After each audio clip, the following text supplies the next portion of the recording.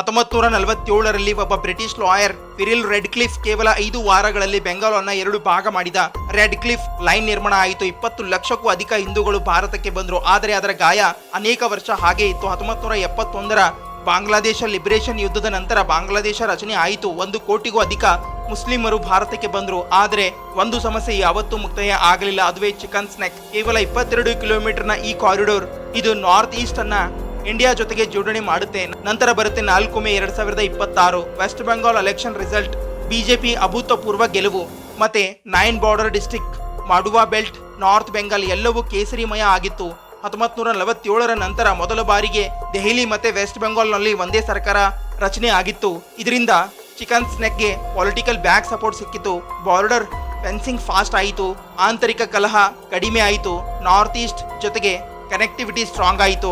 ಮತ್ತೆ ಅನೇಕ ಅಕ್ರಮ ನುಸುಳುಕೋರರು ಭಾರತದಿಂದ ಆಚೆ ಹೋಗ್ತಾ ಇದ್ದಾರೆ.